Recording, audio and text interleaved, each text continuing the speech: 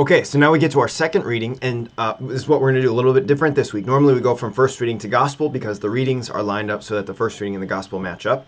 And of course, I think they do in a kind of way, but I think more than anything this week, the first reading and the second reading match up because they both talk about Abraham, at least with this set of readings that we're choosing for the Feast of the Holy Family. So with that, we'll read from Hebrews, the letter to the Hebrews, chapter 11, verses 8, and then jump to 11 through 12, and then jump to 17 through 19. So chapter 11, verse 8, 11 through 12, and 17 through 19. Here we go. Brothers and sisters, by faith Abraham obeyed when he was called to go out to a place that he was to receive as an inheritance. He went out not knowing where he was to go. By faith he received power to generate, even though he was past the normal age, and Sarah herself was sterile. For he thought that the one who had made the promise was trustworthy. So it was that there came forth from one man, himself as good as dead, descendants as numerous as the stars in the sky, and as countless as the sands on the seashore. By faith Abraham, when put to the test, offered up Isaac, and he who had received the promises was ready to offer his only son, of whom it was said, "Through Isaac descendants shall bear your name." He reasoned that God was able to raise even from the dead, and he received Isaac back as a symbol. Okay, there we go. This is good. So the letter to the Hebrews is written to a people. It's unsure who the author is. For a long time, they thought it was St. Paul, and modern scholarship seems to suggest that maybe it's not St. Paul. It's debated, and some people still think that it's St. Paul. Some people think that it's definitely not St. Paul. We don't know. And that's why when you hear it at Mass, it's not a reading from the letter of St. Paul to the Hebrews. It's just a reading from the letter to the Hebrews because we're just unsure who wrote it. Anyway, so this letter is written to a group of people who were Jewish and they converted to Christianity. And in converting to Christianity, they found that there's difficulties, that it's caused problems in relationships with family members, relationships with coworker or bosses, these kinds of things. These relationships with people who did not convert, and so they're still Jewish. And of course, the Jewish people, in our current day, we so often we try to maintain friendly relationships with everybody, whether that is people who are Protestants, even though as a Protestant they are protesting the Catholic faith. We try to maintain a friendly relationship with people who are not Christians, whether atheists or Muslims or Buddhists. We try to maintain friendly relationships with them, even though we think they worship false gods and they think we worship, well, they don't know what they think we worship a fake god. We try to maintain friendly relationships with Jewish people, even though they think that Jesus was a false Messiah, and we think that they're missing out on the Messiah. So we in our current culture, we try to be friendly with people, and if there's anyone who's not friendly, then we tend to want to call foul. So in the early days of the church, that was certainly not the case. The Jewish people, at least the Jewish officials, they hated the Christians, and the pagans hated the Christians. The Christians didn't necessarily hate these other people, but they would have openly spoken to the Jewish people of like, no, you're missing out on everything. And they would have openly spoken to the Gentile, the non-Jewish people, saying like, no, you're missing out on everything. There was a lot more, it seems like anyway, there was a lot more freedom or willingness to enter into like a conflict or just like having real conversations rather than pretending, like I think you're crazy, you think I'm crazy, but somehow we can be friends, that kind of thing. So anyway, it's not necessarily a critique of today's culture, although maybe there's a little bit of a critique in there.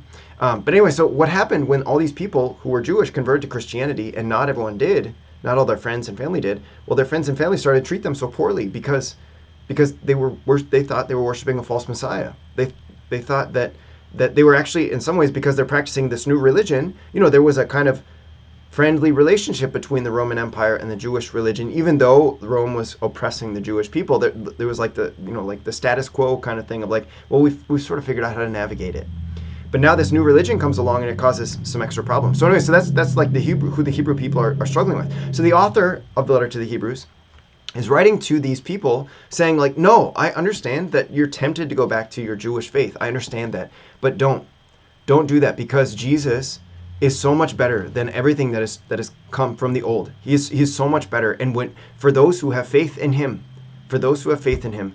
press in, even in the midst of difficulties, even in the midst of what seems like an impossible solution, whether it's persecution or excommunication from your families, whatever it is. And so the chapter 11 and 12 are, we could say, like, I think anyway, the high point of the letter to the Hebrews, where there's like this great big culmination of what it looks like to have faith.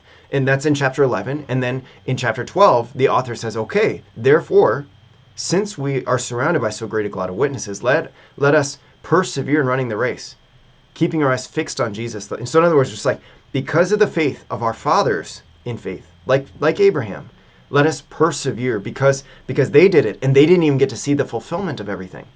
We have the benefit of knowing that Jesus has come to fulfill everything. And so if they were able to remain faithful to God in the midst of difficulties, in the midst of trials, in the midst of persecution, if they were able to do that without seeing the fulfillment of everything, how much more should we? And so that's like chapter 11 moving into chapter 12. So we're in chapter 11, and so this author is writing about a whole bunch of different people's faith, and he spends a long time on Abraham, which of course is fitting for us because our first reading came from the book of Genesis, which spoke at length about Abraham and about the family ultimately that God gives to Abraham, even though Abram goes through this trying time where it's like, Lord, you promised this, but there's no way. I'm getting so old. Sarah's getting so old. I can't even receive these promises, Lord, unless you give me an heir, unless you give me a child. So but nonetheless, what does it say? It says Abram put his faith in the Lord, who credited it to him as an act of righteousness. And so then from there, the Lord was able to give him because of the faith of Abraham. So that's, the author here says, okay, what? So by faith, Abraham obeyed when he was called to go out to a place. So we didn't, this wasn't in our reading, but we know that in the book of Genesis, God comes to Abram and he says, I need you to leave your family. I need you to leave your homeland and go to a land that I'm going to show you. Which is like a big thing, to just separate himself from his family, to separate himself from the land that he grew up in, and to go to this unknown place where the Lord's just like, I'll show you where it's going to be. So by faith, it's like, I don't know if I get this, but by faith, I'm going to obey. By faith, I'm going to go, and I'm not knowing where I'm going, but I'm going to go. You see how faith, it walks into the unknown rather than, well, I'm only going to do what's reasonable. That's not real faith. Faith is not only doing what is reasonable. Faith is doing what is reasonable and what is unreasonable according to the commandments of God, to be obedient to him. By faith, he received power to generate, even though he was past the normal age and Sarah herself was sterile. Right? So like, this is the thing, is like, so Abram put his faith in the Lord, who credited to him as an act of righteousness. So then therefore, the Lord could make him generate. The Lord could make them fertile, even though they were past the stage of fertility. So it's through this faith the Lord is able to do this impossible thing because he has faith. And then what? So it was there it was that there came forth from one man, himself as good as dead, descendants as numerous as the stars in the sky. So because of this, Abram was able to be very prolific. Abram and Sarah were able to be very prolific. And then finally, by faith, Abraham, when put to the test, offered up Isaac. Right? So he who had received the promises was ready to offer his only son, of whom it was said, through this one, all your descendants are going to come. So again, it's like this crazy thing where the Lord's like, okay, I'm going to give you descendants, and your descendants are going to come through this one son that I'm going to give you. Now I want you to offer him as a sacrifice. And so Abram, he put his faith in God, and is like, okay, I don't understand this. This doesn't make sense to me. This is really hard. And yet, by faith, he was willing to go. And what does he say in the book of Genesis chapter 22? Check it out. He says to his servants, I will take the lad and we will go yonder and worship and come back again. So the author here is suggesting that Abraham, even as he said this, had faith that when he offered Isaac as a sacrifice, the Lord was going to raise up his son again to resurrect him. Ultimately, he had faith that this was going to happen. He reasoned that God was able to raise even from the dead, and he received Isaac back as a symbol. So again, it's just like, this is the message. And so, like, I think what's the purpose of this? Well, the purpose, of course, of the first reading is talking about how the Lord, he kind of begins the whole thing with this family, Abraham and Sarah and their son Isaac, and how this family, it takes a long time to form, and it goes through a lot of trials and a lot of difficulties, but it is rooted and grounded in faith. And so now this second reading is talking about the faith of that family, the faith of that husband, of that father, of that family, it leads into the rest of the story. It leads into God being able to provide in impossible circumstances. It, of course, leads into the descendants who are now as numerous as the stars in the sky. It leads ultimately to Jesus, because Jesus is a son of David, a son of Abraham.